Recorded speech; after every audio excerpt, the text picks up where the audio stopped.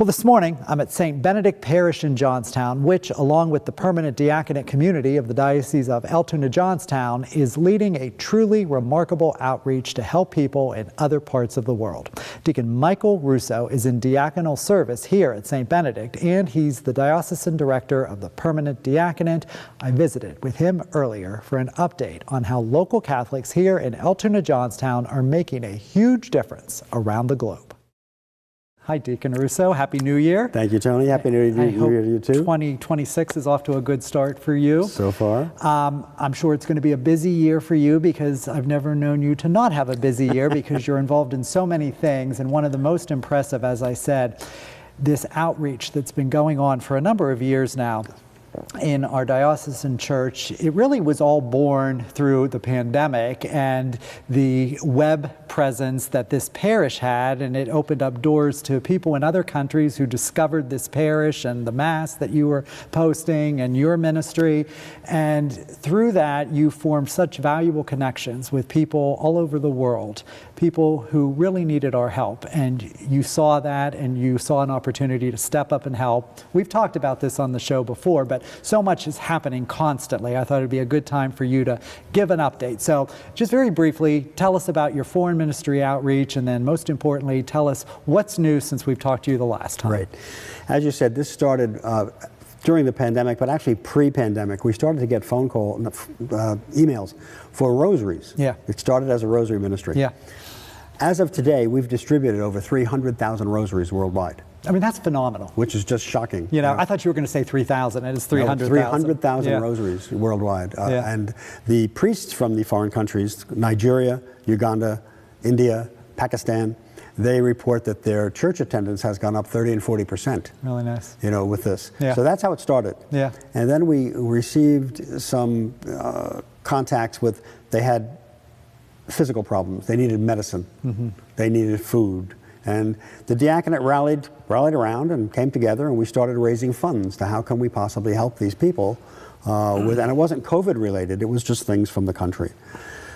We plugged in very, very strongly to Pakistan, where we saw the most Christian persecution, the most need for basic needs, food, medicine, clothing, children, for the children. And we have a contact there, Father Khalil Maksud, who I probably talk with him at least 4 times a week at night. He's like family to you. He's like family. As a matter of fact, his bishop wrote to Bishop Mark to get permission for Father to come here for a couple of months and even work in our parishes, but thank the people for their participation and support. So we're working on that right now. That's great. But going back, what happened there, he contacted me, and we started again with school projects. The children needed some things for school. When I looked at the school, their school was out in the dirt, and he wanted desks so they didn't have to sit in the dirt. So we raised funds, and I mean, think about that for a moment. You know, we take every aspect of our lives for granted, and from where we're sitting, there's a wonderful school right a block away here, Bishop McCord Elementary School, and we walk in and we see all the modern conveniences, and then you hear about this, and it really gives you pause. It does, because the shocker was, if we needed desks, we'd go to IKEA, you'd go wherever. There's this little guy in Pakistan in his garage that handmade the desks. And they started sending me pictures of him in the forest with Father, cutting down trees. And he made these desks by hand and brought them over to the school. Yeah. So we did that, and that was really great. And we noticed there that they sent us a picture with a thank you. And one of the little girls had a problem with her eye. And one of our parishioners spotted it and said, you know, I think that's whatever the medical term was, it can be fixed. So I contacted him, and he said, yes, there's a hereditary thing there.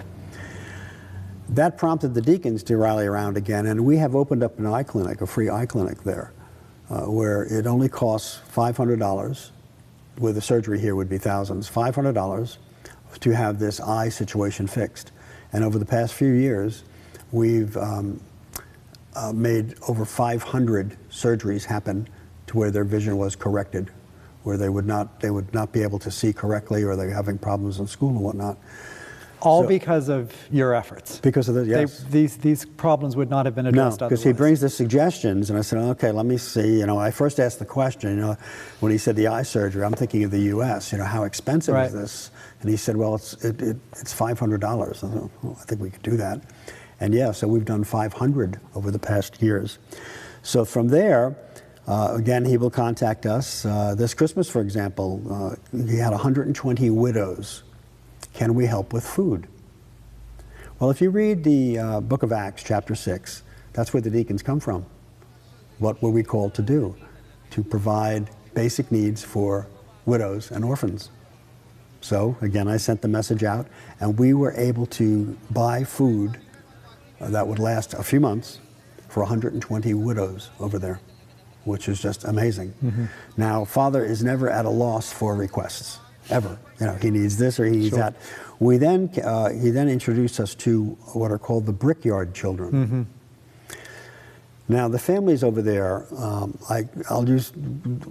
if they need money, we would just use our charge card. I don't know what the system is there, but they borrow money, like from the government or whatever, however they get it. Mm. They're never going to pay that back, ever. They then get assigned to the brickyards, where they must make bricks, which pays down their debt. Okay. They have to make 1,500 bricks to get $1.75. So the whole family works in the brickyards. Little kids, tiny little kids working in the brickyards. Unimaginable situations. Unimaginable. If that was happening here, we'd be mortified. I mean, when he sent me pictures, I could not believe it. So then he sent me a note, not a note, I spoke to him, and he said, well, a few months ago, it was like 118 degrees there during the day, and the little children had no shoes. So they're walking on this dry mud, dirt, to make bricks. So again, we bought them shoes. Mm-hmm. So they got shoes. They had a persecution there, which seems to be constant, and the radicals went into the Christian community and they destroyed about 80 homes. Oh, no, it was 80 churches, I'm sorry, and 400 homes. And the people were living now in the fields, afraid to go back to the homes. So when Father contacted me, the government wouldn't let them in yet, but when they did let them in, because of the money we had raised, he was one of the first ones to be able to get in there and started feeding the families. And so he was feeding breakfast and dinner each day to 800 families. And we were providing that for him. Then some children arrived on his doorstep, the ones whose parents had been killed. And so he found an empty building in order to give them housing. And he has, I think it's 25. I think 15 of them have no parents, and 10 of them, the parents sent them to him because they can't afford to keep them at home. So he found this empty building, and we raised money so they can paint, put windows, there were no windows, have it protected and whatnot. So now the children have a home, a place to stay, where they can sleep, they get food. We bought them clothing, mm-hmm. Whatever they need. As I said, he sends me a list periodically as to what they need, and it's always clothing and food and medicine. They've never asked for anything frivolous. Like at Christmas time, I said, what can we do for Christmas? They don't want toys. Right. They want clothes. So again, we have worked very, very hard to continue to supply this. So right now we're doing eye surgery. We have they call it a hostel, but it's really an orphanage set up there. Father visits the homes, which are nothing like homes here. Absolutely nothing. I can't even describe it. Actually, if people go to the Saint Benedict's website, you'll see some pictures that we post there from time to time. Right. And he goes there to make sure they have their medicine and whatever else they need to, stay healthy. Last month he contacted me and he said he would need like $30 a month for a man who needed oxygen to live. Okay, so again, as you said before, when we put it into the proper perspective, $30 for us is right. That's breakfast here. The beauty of what you're doing is you have formed such a personal connection with these individuals, a world away. That's what's remarkable. Through modern technology, you've been able to do that, and you've really been able to see the impact of what you're doing. You're first able to see the need, and then see the impact of what you're doing, and the great appreciation, what it means to those people. I mean, it's a really beautiful thing. And I know that this means a lot to you personally. This past summer we had a day in Loretto in which we highlighted many of the missionary outreach efforts in our diocese, and you were one of those who spoke. And you know, I don't think I'm speaking out of school here because you spoke in front of people. You were emotional. Yes. Yeah. It means so much to you. Talk to us about why this is so personal and it means so much to you. Well, as I said, initially when I started getting these requests, you have to be careful. As clergy, you get requests all the time for whatever, you know. And I always make sure that we screen them really well. And so initially, when we started getting them, it was the rosaries and what are you going to do? It's rosaries. And they would send me pictures of giving out the rosaries. When Father got into the picture, I felt I had a connection there. Yeah. Somebody that I could rely on, that whatever we send or do, it's going to happen. So that was the first connection. Right. My wife Nancy got very, very involved in this. As a matter of fact, anyone that knew her, she passed away a year ago, but anybody that knew her knew that she was a behind-the-scenes person. And she was really behind programs for the children, to the point where they've sent me pictures the past 4 or 5 months with the holidays coming and whatnot. There have been masses all over Pakistan for Nancy. All over, and they send me pictures with all the kids. They know her. It was like losing their mom. Yes, they call her Sister Nancy. Yeah. Okay, and as a matter of fact, with the Brickyard children, they know her as Sister Nancy. But she was behind the scenes with that, so it became very, very personal. There was no question. And when the kids would come on at night with their signs, thank you, Deacon Michael, thank you, the deacons. You know, how can you not? You just feel a part of it, you know. Sure. And then there's one family that we've helped who, again, very initially, their child was born with a heart defect, which, because it wasn't caught fast, unfortunately, the baby died at 16 months. Well, the deacons we got that information when we were on retreat one year, and there was no question. The diaconate rallied around that right away.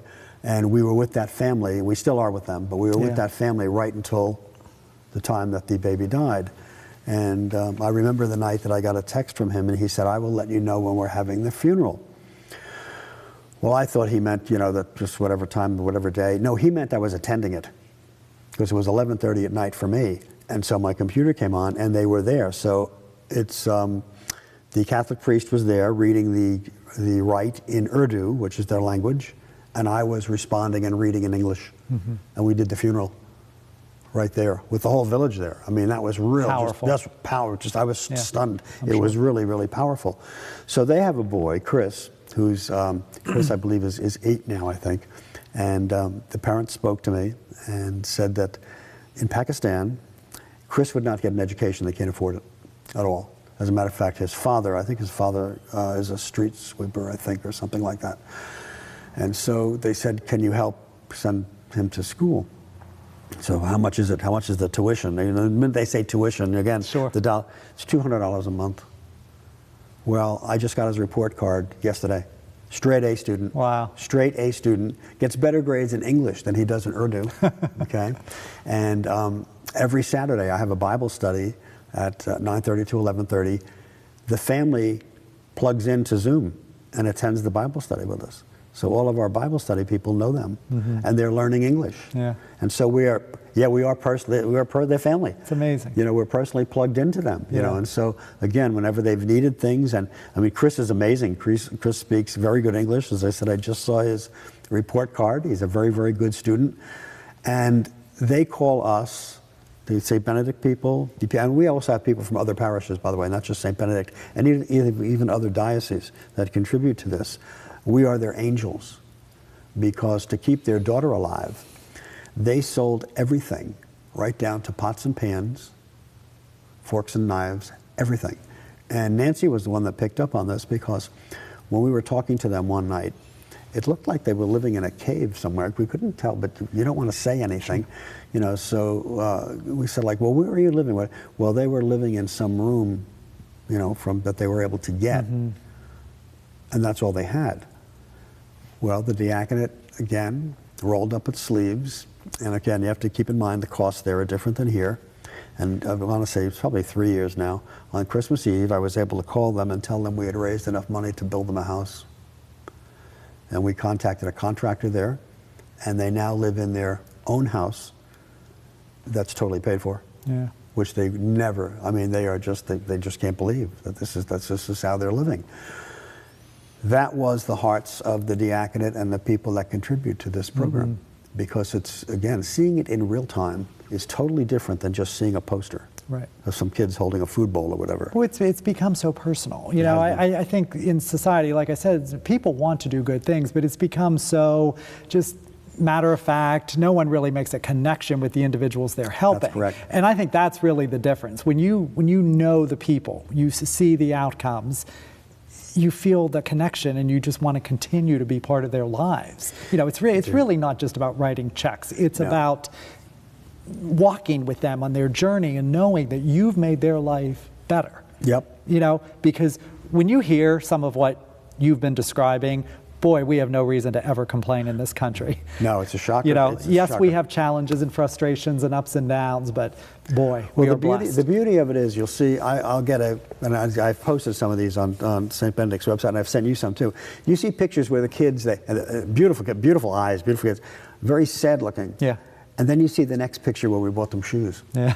And they're so happy, and they're singing and whatever. You see that in real time. You know, that here they're up in the brickyards, which is an awful place to be. It's just as exactly as it sounds. It's the brickyards. Yeah. And well, the first time I saw that, it reminded me of some of the Old Testament movies you saw where the Israelites were making bricks, putting mud in the form. That's exactly, it was the same thing. That they're packing mud and straw into these forms. And these are children. These are children. Yeah. These are 3 years old, 4 years old, 4 years old, you know, and they have a goal of, if you make 1,500, the family gets $1.75. Yeah. When the village was attacked by the radicals and destroyed, I mean destroyed, and it was because of something that somebody said something against what their belief system is, and they went in and just literally destroyed 800 homes, destroyed 40 churches, pictures of tabernacles thrown out in the street, sacred vessels thrown out in the street, the sacred books that we use at Mass and whatnot burned. And that's today, happening today, you know. Again, we take so much for granted. We do, and we don't really realize. Yeah. And then they couldn't go back. They were living in when I say living in the fields, picture a cornfield, and the families are in the cornfield because they're afraid to go back into the... Yeah, everything you are telling us, it is literal. It's not an exaggeration. No. Like, it's not. They're literally in the fields. They're literally in the fields. Children are literally working in brickyards. That's correct. Etc. I mean, and when they did go home, the worst of the worst situation. When they did go home, if they had a stove or a refrigerator, it's gone. Yeah. They took it. So they went home to like shells of houses. And that's happening right now today. What can others do to learn more about this and help you in this mission? The first thing I tell people to do is to visit the Saint Benedict Church website. That's number one. Right. Because we post there so they can see it. And there are stories that we post there and whatnot. And then there's information as to how they can connect with me directly to make a contribution if they wish to do so. Right. And the contribution will be made out to Saint Benedict Church, marked for the foreign missions. Right. That will come into me, and my office takes care of processing that, giving them a letter for taxes if they need whatever that is. Congratulations to you. Thank you. And again, I know how personal this is to you and how much your heart is touched by every interaction you have with them, and how much your heart is touched when you see how grateful they are for just the littlest things that you and your brother deacons have been able to provide them. So thank you for all you do. Thank you. Keep us posted, and let's just hope it continues to blossom and we are helping our brothers and sisters a world away. Thank you, Tony. Really appreciate it. Sure. It's good talking to you.